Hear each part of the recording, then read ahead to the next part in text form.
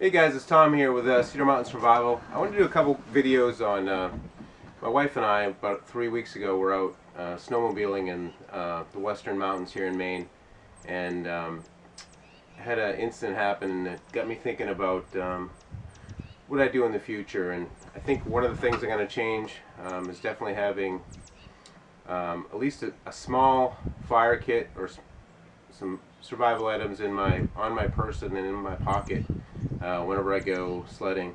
A lot of times I'll go out and I'll be, way up in the mountains or a long ways away from our camp up in the western mountains, and a lot of times I'm by myself. I know it's a good idea to take a friend or go with somebody, but I'm not always able to find somebody to go with. So from now on, I'm gonna definitely carry some survival items on my person, in my jacket, in my pockets. If you take two sleds, if you go with somebody else, split your kit.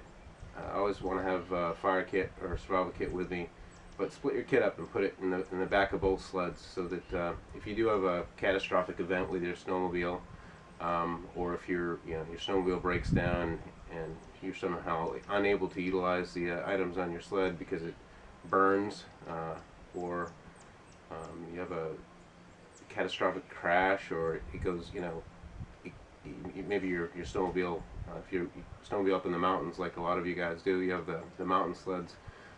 If you lose your sled somehow, goes to the water or whatever, you're going to want to have some survival capability on your person. So what do you guys generally do? The guys that go out, in the mountains and stuff, do you generally have that stuff on you? I guess that's one question I have, is whether people actually think to do that.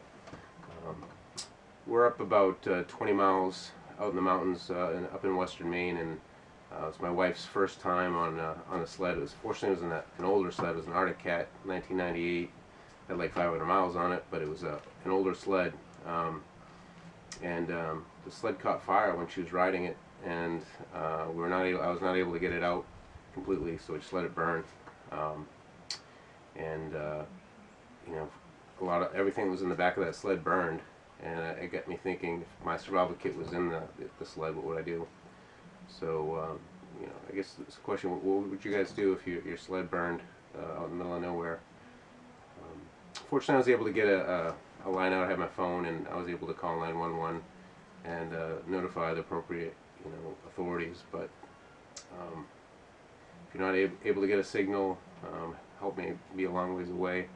Unfortunately, we had this sled, and she was able to hop on, and we were able to get back to civilization. But what would you do? Okay, there's the Artic Cat.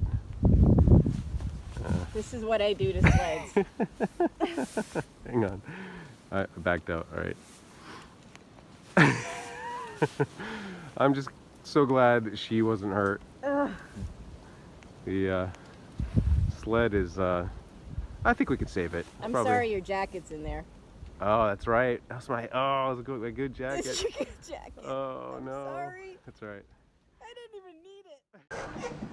Okay, so obviously the end result was that we were both okay, and that everything turned out all right. We were able to get back to civilization on this sled.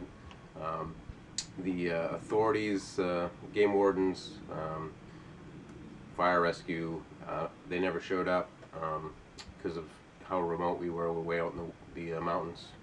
So we basically just watched the sled burn to the ground. And that's the other thing I would suggest, if anything were to happen like this. I tried to put the sled out. I almost had it out, but unfortunately I was not quite able to get it entirely out, and I just backed away and let it burn.